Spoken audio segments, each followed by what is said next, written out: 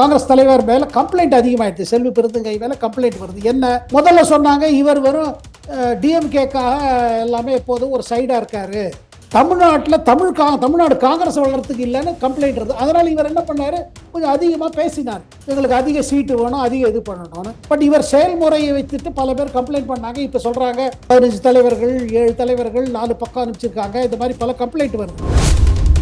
இதற்கிடையே பாருங்க, இதுல பல கோஷ்டிகள் இருக்கிறது தமிழ்நாடு காங்கிரஸ்ல. கார்த்திக் சிதம்பரம் ஒரு பக்கம் இருக்காரு, அவர் தகப்பனார் சிதம்பரமும் அவர் சப்போர்ட் பண்றாரு. கார்த்திக் சிதம்பரத்துக்கு ரொம்ப நாளா ஒரு ஆசைங்க, தமிழ்நாடு காங்கிரஸ் கட்சி நமக்கு ஏன் தலைமை வாங்கக்கூடாது, நமக்கு ஏன் ஒரு சார்ஜ் கொடுக்க கூடாது, அவர் காத்துட்டு இருக்காரு. நம்ம ஜோதி இருக்காங்க கரூர், அவங்க என்ன நினைக்கிறாங்க, நம்ம ரொம்ப ராகுல் கிட்டக்க இருக்கோம், நமக்கு ஒரு சான்ஸ் கொடுக்கணும்.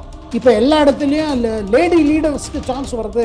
இப்போ டெல்லியிலே ரேகா குப்தா முதல்வர் ஆயிட்டாங்க, நமக்கு ஒரு சான்ஸ் வரணும், அவங்களும் தீவிரமாக இறங்கியிருக்காங்க. ஆனால் இப்போ இன்னைக்கு இல்லை சிவா சார், எப்போதுமே தமிழ்நாடு காங்கிரஸில் பார்த்தீங்கன்னா கோஷ்டி பூசல் அதிகம். அது டிஎம்கேக்கு சாதகமாக தானே இருக்குது. இவங்க அடிச்சுட்டு இருப்பாங்க, நம்ம கொடுக்குற சீட்டை வாங்கிட்டு போவாங்க அப்புறம் அப்படின்னு அவங்க நினைக்கிறாங்க. தமிழ்நாட்டில் பாருங்க, இந்த ஜாதி விஷயம் பாருங்க, இது பெரிய டைம் பாம்பு. இதுக்குள்ள போயிட்டீங்கன்னா வெளியில் வர முடியாது. இப்ப பாருங்க, அவருக்கு இப்ப அன்புமணி ராமதாஸுக்கு பாட்டாளி மக்கள் கட்சிக்கு வெறும் 1 இயர் பேஸை பத்தி தான் அவங்க யோசிக்கிறாங்க.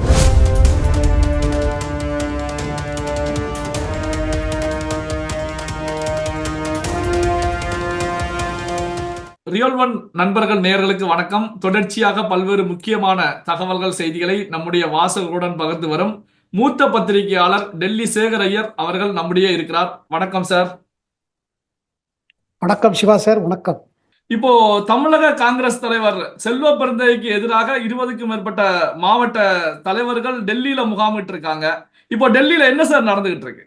இல்லைங்க, காங்கிரஸ் எப்படியாவது மறுமலர்ச்சி எப்படி உண்டாக்குவதுன்னு ராகுல் காந்தி இப்ப கடைசியா யோசிக்க ஆரம்பிச்சிருக்காரு. பல தலைவர்களை மாற்றுறாங்க. ஏஐசிசி, அதாவது அகில இந்திய காங்கிரஸ் கமிட்டிலேயே பல தலைவர்கள் மாற்றி புது பொறுப்பு கொடுக்கப்படுகிறது. இந்த நேரத்தில் நம்ம தமிழ்நாடு காங்கிரஸ் தலைவர் மேல கம்ப்ளைண்ட் அதிகமாயிடுச்சு. செல்வி பெருந்தகை மேல கம்ப்ளைண்ட் வருது. என்ன முதல்ல சொன்னாங்க, இவர் வெறும் டிஎம்கேக்காக எல்லாமே எப்போதும் ஒரு சைடா இருக்காரு, தமிழ்நாட்டில் தமிழ்நாடு காங்கிரஸ் வளர்றதுக்கு இல்லைன்னு கம்ப்ளைண்ட் இருந்தது. அதனால இவர் என்ன பண்ணாரு, கொஞ்சம் அதிகமாக பேசினார், எங்களுக்கு அதிக சீட்டு வேணும், அதிக இது பண்ணணும்னு. பட் இவர் செயல்முறையை வைத்துட்டு பல பேர் கம்ப்ளைண்ட் பண்ணாங்க. இப்போ சொல்றாங்க 15 தலைவர்கள் 7 தலைவர்கள் 4 பக்கம் அனுப்பிச்சிருக்காங்க. இந்த மாதிரி பல கம்ப்ளைண்ட் வருது. ஆனால் மொத்தத்தில் என்னங்க, இப்போ ஈஸ்ட் ஈரோடு இது நடந்தது பாருங்க, இடைக்கால தேர்தல் ஈரோடு ஈஸ்டில், இது காங்கிரஸோட சீட்டாக இருந்துச்சு, அது அப்படியே விட்டு கொடுத்துட்டாங்க. பாருங்க, நீங்கள் அதிக சீட்டு வேணும்னு சொல்லும் பொழுது அந்த இடத்துல ஏன் ஒரு காங்கிரஸ் கேண்டிடேட் போட்டிருக்கக்கூடாது? அதை விட்டு கொடுத்துட்டீங்க. இப்போ அடுத்த சட்டசபை தேர்தல் வருமா, அது ஈஸ்ட் ஈரோடு உங்களுக்கு கிடைக்குமோ? சரி, இளங்கோவன் குடும்பத்தில் வேற யாரும் கிடையாது, அவங்களுக்கு இதில் இஷ்டம் இல்லை தேர்தலில் போட்டியிட சொல்லி அவங்க வேண்டான்ட்டாங்க. ஆனால் காங்கிரஸ் தரப்புலேருந்து யாருக்காவது போட்டிருக்கலாம்ல.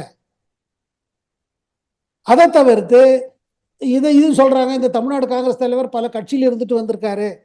ஏன்னா காங்கிரஸ்குள்ளே என்ன ஆயிட்டு இருக்குன்னா, மற்ற கட்சியிலேருந்து வந்தவங்க நம்ம கட்சியிலே இருந்தவங்க, இது நடுவில் ஒரு டென்ஷன் ஆரம்பிச்சிருக்கு. இதுதான் கர்நாடகா டென்ஷனும். கர்நாடகாவில் காங்கிரஸ் உள் காங்கிரஸ்ல நடக்கிற பூசல் காரணம் இதுதான். வெளியிலேருந்து வந்தவங்க முதல்வர் சித்தராமையா, கட்சிக்குள்ளேயே இருந்து ஊறி மேலிடத்தை பிடிச்சவங்க டிகே சிவகுமார், ஏன் நம்ம அகில இந்திய காங்கிரஸ் தலைவர் மல்லிகார்ஜுன் கர்கேயும் காங்கிரஸ்ல இருந்தவர். So old guards versus newcomers இருக்குதுங்க.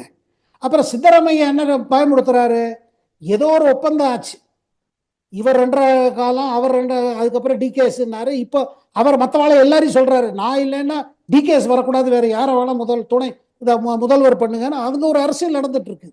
காங்கிரஸுக்கு இப்போ ஒரு கஷ்டமான காலம். தமிழ்நாடு இல்லை, அகில இந்திய லெவலில் கஷ்டமா இருக்குது. அப்படி இருக்கும் பொழுதே காங்கிரஸ் வளர்க்கணும்னு பார்க்குறாங்க.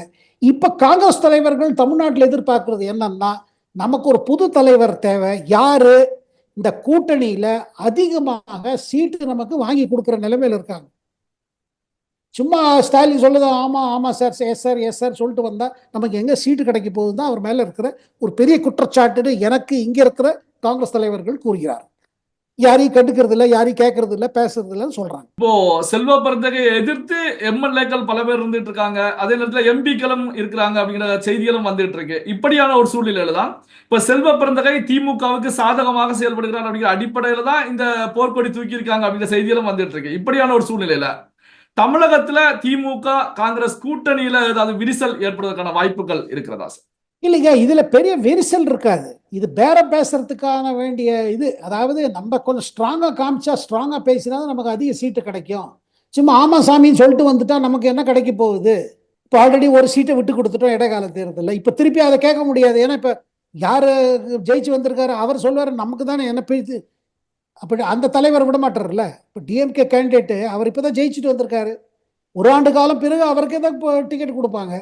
மாற்றத்துக்கு ஒன்றும் வாய்ப்பு கிடையாது. இதனால் நமக்கு அதிகமாக சீட்டு யார் வாங்கி கொடுக்க போகிறாங்க, யார் பேச போகிறாங்க? இதற்கிடையே பாருங்கள், இதில் பல கோஷ்டிகள் இருக்கிறது தமிழ்நாடு காங்கிரஸில். கார்த்திக் சிதம்பரம் ஒரு பக்கம் இருக்காரு, அவர் தகப்பனார் சிதம்பரமும் அவர் சப்போர்ட் பண்ணுறாரு. கார்த்திக் சிதம்பரத்துக்கு ரொம்ப நாளாக ஒரு ஆசைங்க, தமிழ்நாடு காங்கிரஸ் கட்சி நமக்கு நம்ம ஏன் தலைமை வாங்கக்கூடாது, நமக்கு ஏன் ஒரு சார்ஜ் கொடுக்கக்கூடாது, அவர் காத்துட்டு இருக்காரு.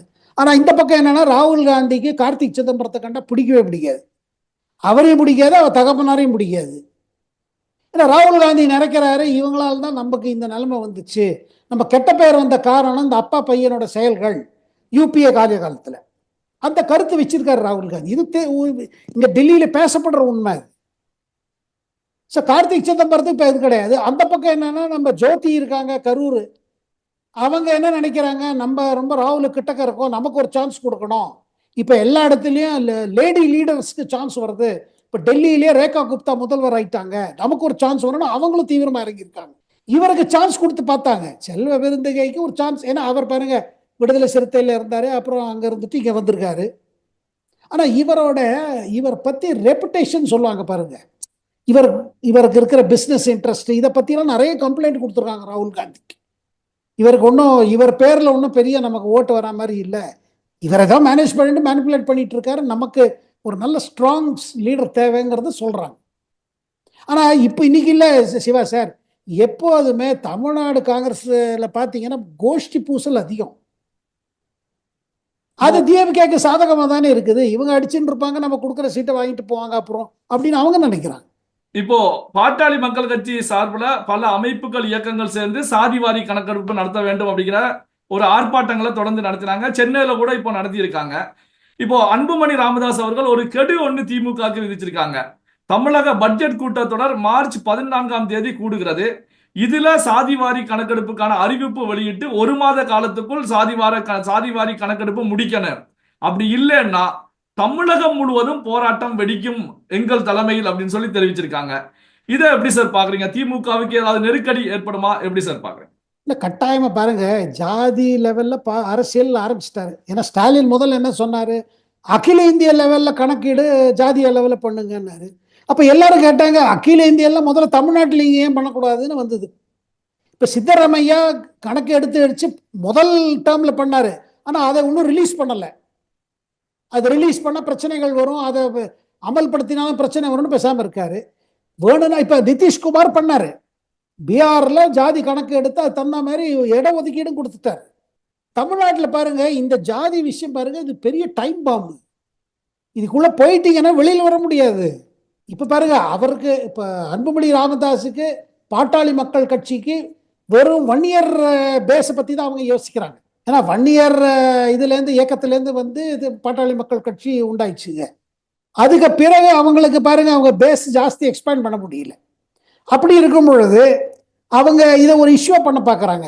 அதே நேரத்தில் டிஎம்கே போல இருக்கிற ஒரு பெரிய கட்சிக்கு இந்த ஜாதி இதில் இறங்கிட்டா வச்சுக்கோங்க, திருப்பி பழைய போல பிரச்சனை ஆரம்பிச்சிடும் தமிழ்நாட்டில். ஏங்க அந்த காலம் நம்ம மறந்துட்டோமா? கலைஞர் வந்த பிறகு ஜாதி பேரில் உள்ள பேருந்து பேரெல்லாம் எடுத்துட்டாங்கல்ல, இந்த ஜாதி கலவரத்தில் மாட்டிக்கூடாதுன்னு. எத்தனை போக்குவரத்து கழகங்கள் பேரெல்லாம் தலைவர்கள் மீது இருந்த பேரெல்லாம் மாத்திட்டாங்க. ஏன்னா ஒரு பர்டிகுலர் தலைவர் இந்த குறிப்பிட்ட ஜாதின்னு சொல்லி அந்த பேருந்துகளை தாக்கி கொண்டிருந்தார்கள். இந்த ஜாதி வெறியில பெரிய அபாயம் இருக்குதுங்க, ஜாக்கிரதையா இருக்கணும். நீங்க தாழ்ந்தப்பட்டவர்களுக்கு செய்ய வேண்டியதை செய்யணும்.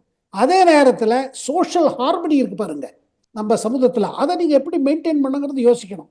அரசியல் அப்புறம், ஓகே சார், பல்வேறு முக்கியமான தகவல்களை நம்முடைய வாசகருடன் பகிர்ந்து கொண்டதற்கு நன்றி சார். நன்றி, வணக்கம் சிவா சார்.